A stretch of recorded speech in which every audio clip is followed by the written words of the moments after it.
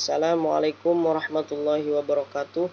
Nama saya Ahmad Yasir Alfian dengan NIM 19081011068 dari kelas PIB ingin membacakan kitab Khulasatul Nurul Yakin juz 1, yaitu tentang pasal periode kedua permulaan turunnya wahyu. Ad-Daruthani min hayati Rasulillahi sallallahu alaihi wasallam, yaitu periode kedua dari kehidupan Rasulullah sallallahu alaihi wasallam. Bad'u nuzulil wahyi, yaitu permulaan turunnya wahyu.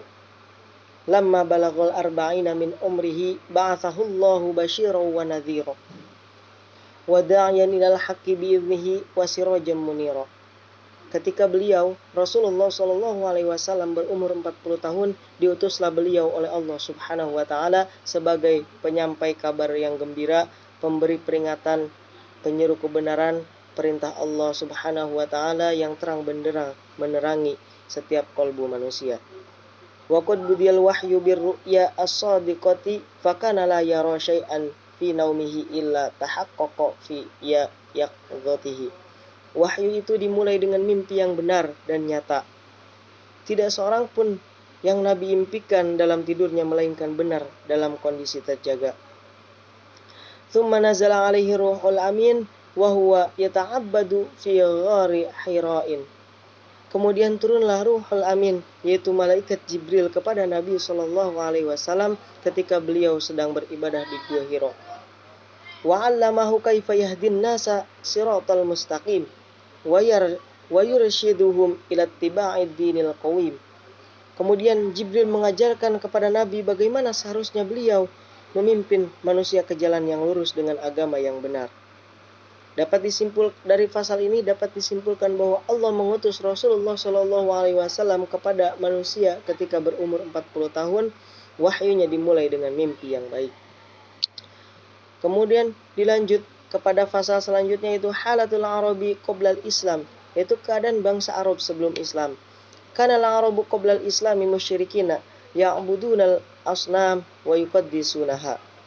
Orang Arab sebelum kedatangan Islam mereka menyekutukan Allah dengan menyembah berhala, menganggap patung-patung itu suci. Wa kanu yaqtuluna auladahum khaufan minal ju'i wal faqri. Kebiasaan mereka adalah membunuh anak laki-laki karena takut miskin dan kelaparan. Wa yadfinuna banatihim wa hunna hayatun khasyatal 'ari wal 'aibi. Mereka mengubur hidup anak perempuan mereka karena takut malu dan celaan. Wa kanu mutanafirina mutasyajirina yuharibu ba'duhum ba'dan li auhayil asbab. Mereka suka berselisih, bertengkar disebabkan masalah yang sepele, di mana segolongan mereka memerangi golongan yang lain dengan mudahnya. Dari pasal ini dapat disimpulkan bahwa sebelum diturunkannya Nabi, bangsa Arab selalu bertengkar golongan tertentu, memerangi golongan yang lain. Umumnya mereka adalah orang yang musyrik, dan mereka membunuh anak laki-laki dan anak perempuan mereka sendiri. Kemudian dilanjut kepada pasal yang selanjutnya, yaitu ad-da'watu sirran, yaitu dakwah secara sembunyi-sembunyi. Bada'an Nabi sallallahu alaihi wasallam bid-da'wati sirran lamma nazala alaihi ya ayyuhal mudaththir kum fa'anzir wa rabbuka fakabbir wa thiyabaka fatahhir war rujza fahjur wa la tamnun tastakthir wa li rabbika fasbir. Ketika turun ayat Al-Quran, Nabi Shallallahu Alaihi Wasallam mulai mengajak manusia secara sembunyi-sembunyi. Hai orang-orang yang berselimut, bangunlah, lalu serukan Tuhanmu. Hendaklah engkau agungkan namanya. Hendaklah pakaianmu, hendaklah engkau bersihkan. Kotoran, hendaklah engkau tinggalkan. Jangan engkau tunjukkan kebaikanmu supaya engkau mendapat banyak. Dan kepada Tuhanmu lah hendaknya engkau selalu bersabar.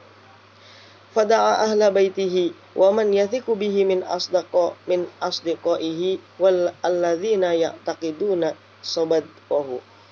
Beliau Nabi sallallahu alaihi wasallam mengajak keluarga rumah, yaitu keluarganya sendiri, tetangga dan sahabat-sahabat beliau yang beliau percayai, dan mereka juga mempercayai kepada kebenaran beliau.